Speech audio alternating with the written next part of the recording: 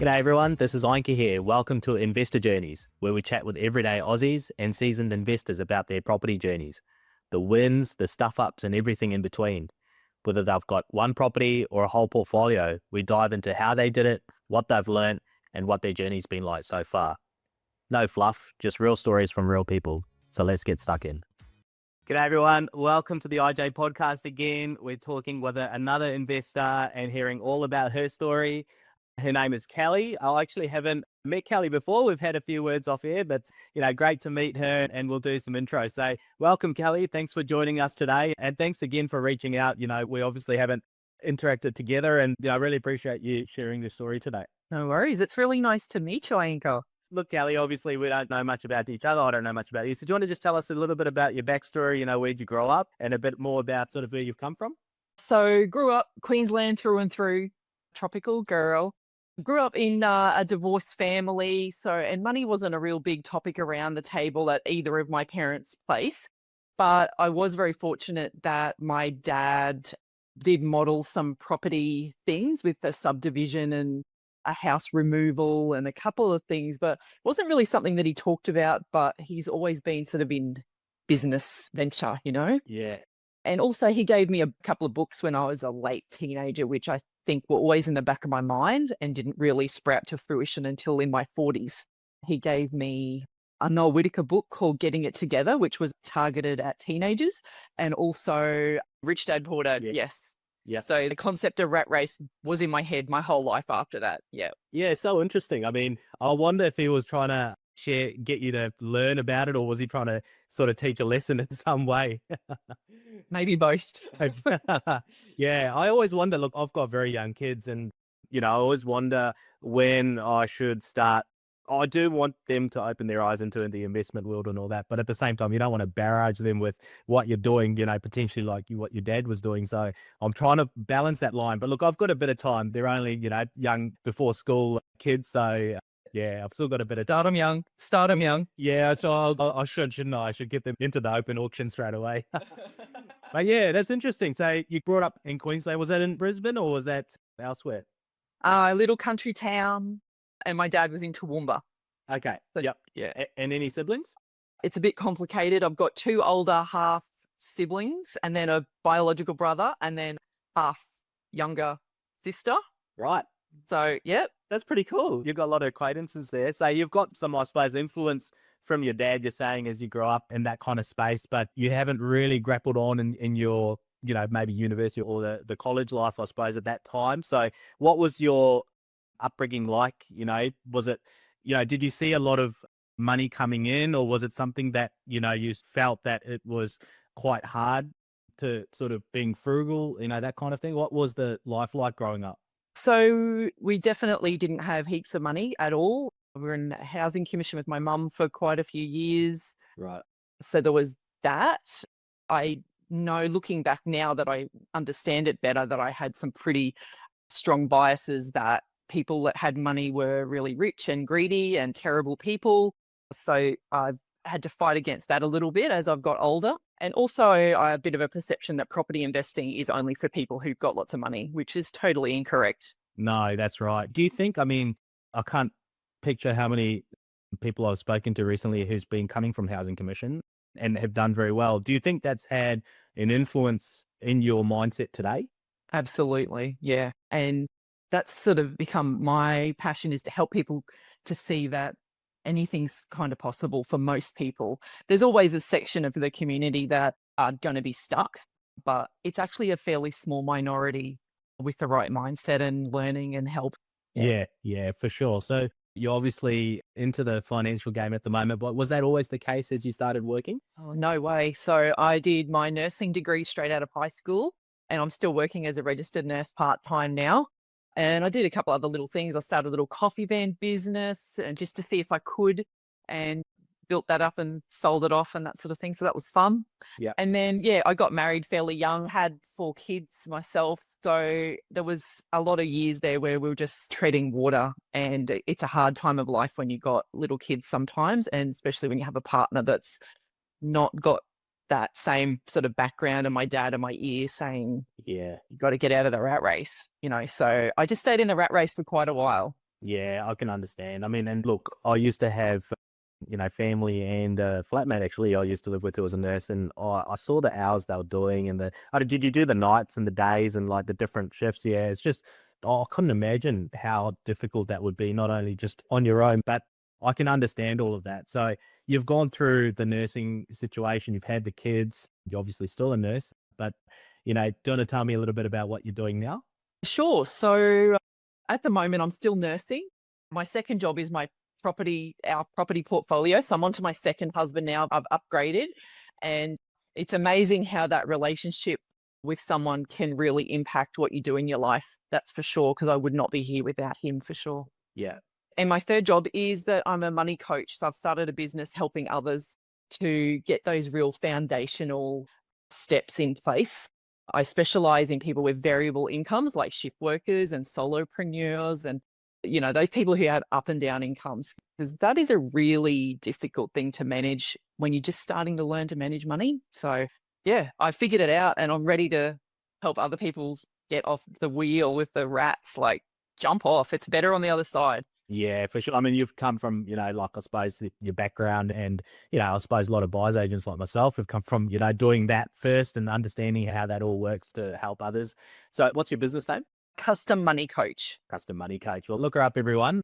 You know what's interesting, Kelly? When I created my company, the Wealth Engineers, I was actually thinking of becoming a money coach. So I did a lot of education in terms of trying to find courses and qualifications to do after I finished my engineering career because I was fascinated by money and money management. I'm very frugal. And so I thought, oh, look, I might be able to help others in that space, like just becoming more efficient with that sort of side of things. I just couldn't find the right people to give me that education in that space in Australia. I remember I found one in New South Wales, but they had gone bust or something like that. So then I found someone in the States, but it just was the hours and everything like that wasn't gelling with me. So how did you become what you're doing? Like, how did that work?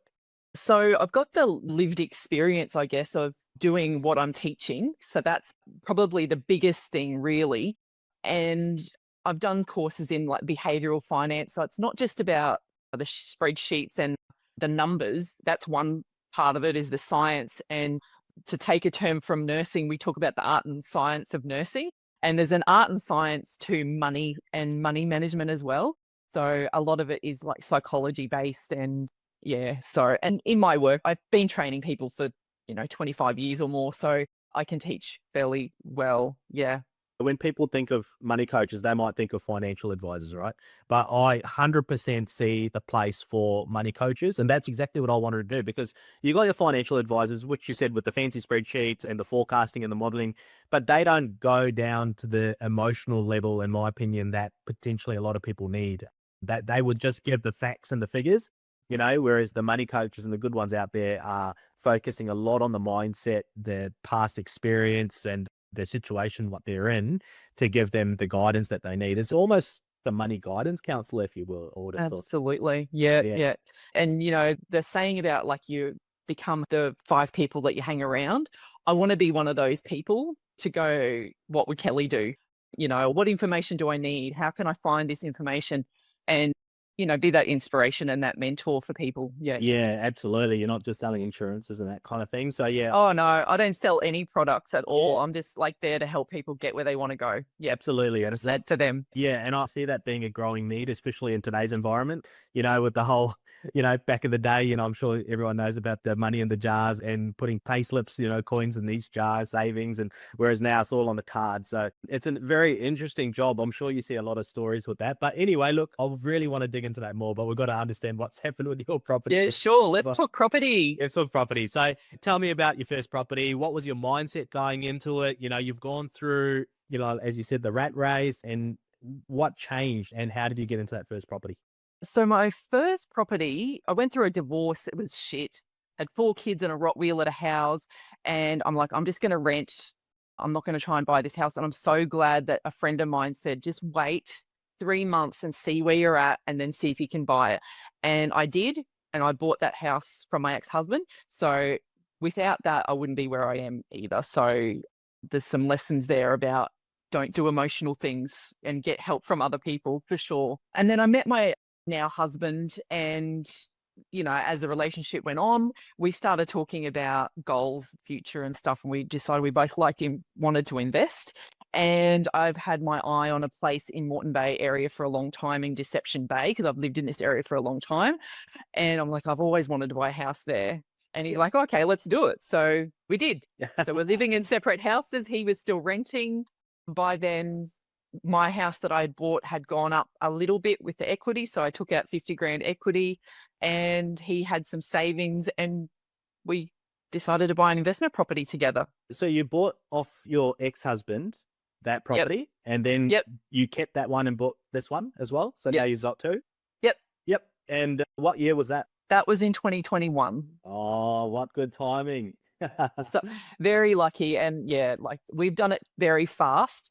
And I want to acknowledge my privilege there, because the timing was impeccable for us. Look, Yeah. I mean, you've obviously gone through a lot as well. And, in my opinion, what goes on comes around. At the end of the day, you've done it tough, you've waited and you picked the time, and it all worked out in the end. So obviously that's somehow the world's coming back to you there. But, I'm sure you've done well out of that. Are you able to share a few numbers in terms of? Yeah, sure. I'm going to look at my notes because I can't remember off the top of my head, That's but we fine. bought that one for 560, and it was rented for 400 a week at that time. We did do a little reno on it a couple of years later, but it's probably valued about the 950 mark now. Wow, that's amazing. So that's 400 grand in 4 years. That's pretty impressive. And what's that rented at now? So after that reno, oh gosh, it's 850 850. a That's week. Yep. amazing. That's incredible. Just to do that one purchase and put some value into the property. I knew you'd done well because 2021, I know what the market did, but yeah, that's phenomenal. And Deception Bay's done extremely well. Did the property that you bought off the ex do okay as well? So I've still got that one and it's in an investment property, Yeah. and it's gone great too. So it's also Moreton Bay area. But yeah, I lived in that one for a year until I was ready to blend families properly and that sort of thing. Yeah. And it was most recently rented for 700 a week, which was a little bit under rented, but So you got one property rented at 850, another one at 700. Geez. So you've got the two properties at the moment in 2021. And obviously, fast forward, they've gone gangbusters. I'm guessing right now, when you saw the market go smash, you would want to get into more properties? I think so. And we were really focused on learning a lot by then. So we're reading all the books, we're listening to all the podcasts. And, as you learn more, it just gets you more excited to do things. At that time, interest rates were pretty low, and if not going lower. So your borrowing capacity would have been pretty good at that point, compared to now. So you had the opportunities back then. So, Yes. so those two, from a tenant perspective, they were doing okay as well. You had pretty good tenants, no issues. Yes. No issues. But I do have a very fabulous property manager in this area. And she had a tenant in that house in Narangba the first day it was available. She had it all ready to go. So a great property manager is absolutely invaluable. Yep, I completely agree. Yes, those who try to think they want to do it themselves, and I get that question a bit, and I kind of try and hold myself back with the amount of information about to give them in terms of don't do it. So yes, that's great. So you've got very good tenants in there. So it seems like everything's going pretty well so far. All rainbows at the moment. So do you want to tell us about the next steps in your journey? Yeah, sure. So during that time, my now husband was building a house. So he bought that one. And so he stopped renting and moved into a house. And then, we moved in together. So then we had two investment properties, and we went from a rent and a mortgage to combining families. So we went down to one mortgage. So that helped our serviceability a lot as well. Yeah, for sure.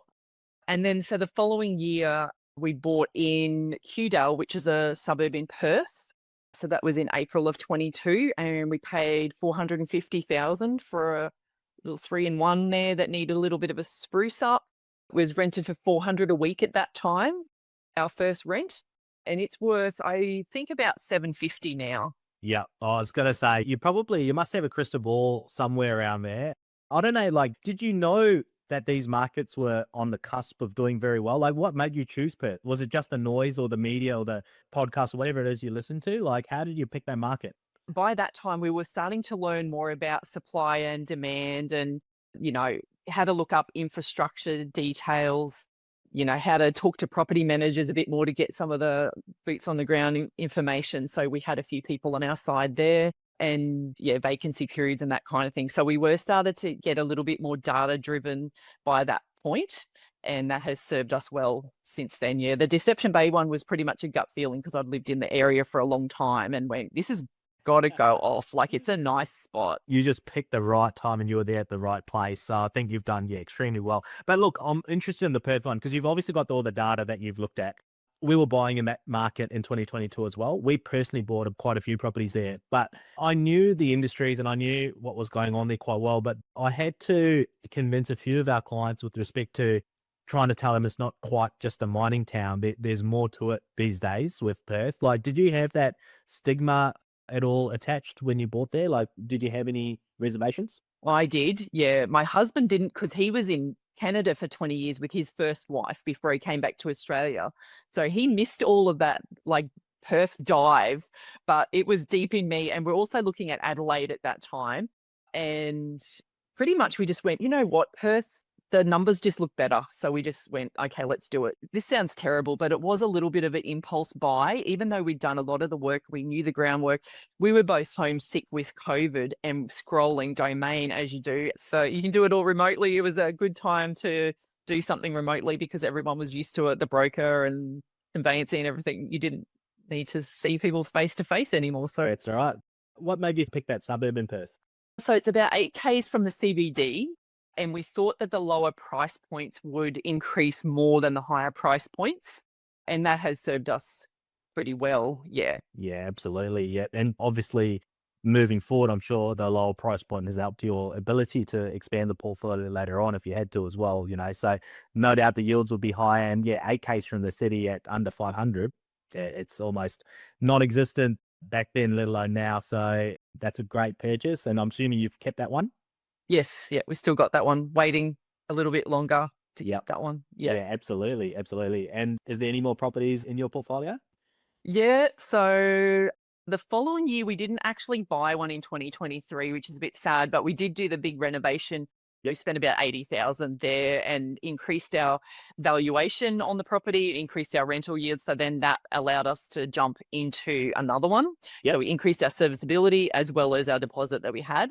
And then 2024 in February, we were a bit stuck also from a borrowing perspective. So we decided to set up a trust. So we did talk to accountants and that sort of thing there, ditched our broker that we had, found a broker that was a bit more open-minded and a little bit more risk tolerant like we are. And set up the trust and bought in Rockhampton Okay. last year. Yeah, fantastic. Yeah. So look, trust is one of the buzzwords at the moment, obviously last year as well. But you've got to obviously do your due diligence in terms of what you can do and can't do in a trust. And obviously preserving your borrowing capacity is a big component of that. So so you found that you were able to, I suppose, set yourself up for the future by setting up this trust and preserving some of that borrowing capacity, I assume? Yeah. Well, the thing with the trust is there's a lot of cost and stuffing around to set it up, but you don't actually see any benefit to it until you get that trust positive and that it's looking after itself. So to be honest, it's only been a bit over a year. And so we're sort of not even 100% sure that this is going to work for us this year. Might be next year, but we're still hoping. Yeah, we're still optimistic. Yeah. I mean, you probably have more of a chance using that trust than if you brought in your personal name moving forward anyway. That's the bottom line, isn't it? So we bought two in Rockhampton last year, Ah. both in that trust. The first one was only $305,000, so a little tiny one. And we were very mindful of the yield for this one because we wanted the trust to be positive, and we were looking at duplexes and unit blocks and all the buzzwords, renovators and stuff. But we found this house that's $305,000 and we could rent it immediately for $450 a week without spending really anything on it. So it was a 7.6% yield straight off the bat without us just buying it. So That's pretty impressive. And it's hard to think that yield would go any higher. And what I mean by that, the price coming down, you can only see the price going up and those yields coming down, isn't it? Well, just out of curiosity, was that on the east side around Frenchville or Norman Gardens, or was that on the other side, west? it's Park Avenue. So I know Park Avenue. Yeah. you have to be a bit careful with Park Avenue because there is some flood zones. Yes. but we're not in the flood zone because that's one of my deal breakers with property. Yeah. We bought in Park Avenue 2 years ago. So that was in 2023. Geez, you've done well to get something in the 300, low 300s at that price, especially last year. Yeah, because I know Yeah, it was that. starting to move very, Yep. yeah, we just got in. Yeah. Very good. Yeah, that's awesome. And so you've got your first two properties in Brisbane. You got Perth, and now you've got Rocky.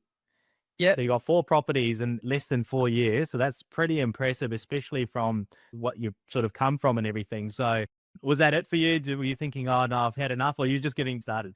Well, we did one more in Rocky at the range. And what were the numbers on that one? So we paid 570 for that one. Mm-hmm. And it's been rented now. Gosh, I think it's just gone up. So I think it's 800 a week or something. Yeah. Holy moly, you've got some really good rents going on in your properties, and that's pretty amazing. And look, the range is a nice part of Rocky as well. So, you've done well there too. So now you've got 5 properties in less than 5 years. What's the total value? Do you know that right now? Oh, that's a good question. I haven't actually added that up recently. If you didn't include our PPR, maybe 4 million, I'm 4 million. guessing. Yeah, yeah. And the debt level, do you know that? I'm thinking 3.2, that's including our PPR. Oh, okay. And Yeah. maybe So you're 2 probably 2.7 mil. Yeah. Like we're fairly highly leveraged still because we're just like trying to get on it. We're not getting any younger. Yeah, no, that's fine. And I'm not surprised. The amount you've been able to achieve in the last 4 years, it's not like you're putting 50% deposits on each property. You've got to be able to leverage to get into these properties.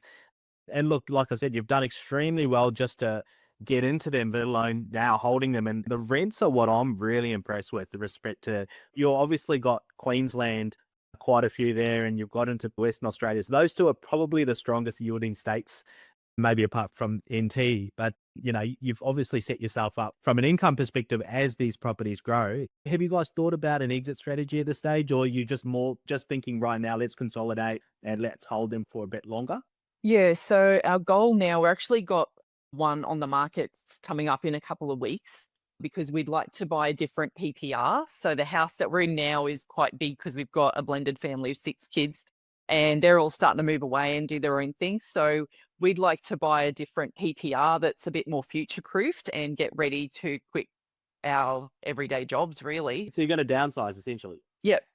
Yeah. For sure. So we just want to buy that while we've still got our income on paper because brokers need that. Yes. So we're going to sell one, buy another PPR, probably rent this one out that we're living in now, and just hold on as long as we can and let them grow and probably just sell them down as we need to for income. Look, this is a really inspiring story from what you sort of went through to have a $4 million property portfolio, 2 X amount of debt, and then now downsizing, and you'll obviously have a lot of cash over to do what you want, hopefully. That's just amazing. It reminds me when you talked about having an income and buying another property or selling it at least. Yeah, it reminds me of myself. In 2022, I finished my job and I told my wife, look, I'm going to quit after 6 months and start this business. But I said, we're not done with our property portfolio yet. And that's when Perth was going off too. So I ended up just staying in the job because I needed the borrowing capacity. That was the only reason. After that, we actually moved overseas. But I stayed in that job to the point where I finally quit. Then I found out we had more borrowing capacity. And, you only have to provide the last 2 payslips. So I straight away got into a property, even though I've already put my notice in. And I wasn't getting any more payslips. And luckily I could use my last 2, but this property had to settle because otherwise I'm stuck because, they'll look at the last payslips, right? So, yeah, hopefully my broker's not listening to this. But, yeah, I was able to sneak in that last one, and that was in Perth as well, and that's doubled. Just imagine, like, if I hadn't gone to that last one, would have done obviously all right, but that put the icing on the cake. So I know how it is to have an income whilst you're still trying to buy. So you're looking around, you probably look around where you're living right now, or you're looking to move somewhere else? No, we'll stay around this area. It's a great area. Like you should see the weather here today, Anki. It's so lovely. And yeah, the kids are sort of around here, so we'll stay here. Yeah, you're not wrapped up in jumpers like me, No. So I'm very, very jealous. I'm definitely not a winter kind of guy. I'm much more of a summer tropical kind of guy. So a little bit jealous, but that's okay. I'll definitely maybe come up and say hi at some point. But Yeah, definitely. yeah. But so I suppose next steps, aside from the property, you're looking to expand the money coaching business. Is that the intent? Absolutely. In my work as a nurse, I see people retire from their jobs and they just wither. And like, I'm not even 50 yet. I don't want to do that. I understand that I need something to keep me busy. I have a busy brain. And so money coaching really does it for me. People were asking me how we've done it and how we've managed things. And it's just a natural progression to want to help other people. I love helping other people. I'm a nurse, I'm a mother. So, this just is like a great passion project for me to have this business. It's not about the money, but it's just so satisfying to help people. Yeah, It's fulfilling. Definitely. I can imagine it. absolutely. And I think that's sort of why I wanted to get into it at the start. So that I can completely understand. I'm just curious, do they know much about your property background, your clients? Don't keep it a secret because I'm one of the people who believe that the more we talk about money and wealth and getting out of the rat race, the more people we can help. I think it's the whole story. It's not just that 4 years, right? It's that whole story of what you've gone through with the kids at the start. I'm sure there's a lot of mums, especially, who can relate to that. And I think, like you just said, if you can do it, I think it's inspiration to a lot of people out there. So awesome. I think you've got a, obviously really good heart. And I think, money is definitely one of the biggest issues when it comes to relationships and, I suppose mental health as well. So I think what you're doing is a great service to a lot of people. And I think people should take that up more. A lot of people try and do it like property a little bit, try and do it all on their own because they feel they probably think they can and they could do so much better with the help, like you just said. So I'm really keen to, I suppose, hear more about your business later on and as you start to expand, but also, downsizing and getting into that next stage. So you obviously got a great head start with the Brisbane properties, but at the same time, you wouldn't have got that if you didn't take action. And, no doubt you educated yourself. You're talking about a lot of those data trends where a lot of people don't know what they are. And, I think you took some initiative. So I think you've deserved what you've got. Thanks for sharing that story. And, I'm really, like I said, really excited to hear more in the future about what you're doing. Awesome. Thanks for having me. Not a problem. Thanks, Kelly. We'll speak to you soon. Thanks, everyone, for joining in. People like Kelly just reached out to me to share her story. So if you've got a story to share, please let me know. And I'm more than happy to have a chat. Thanks, everyone. See you on the next episode. Hey, guys. Thanks for tuning in. If you enjoyed the chat, feel free to drop us a rating on Spotify or wherever you listen. It helps us reach more listeners to help them with their journey. Catch you in the next episode.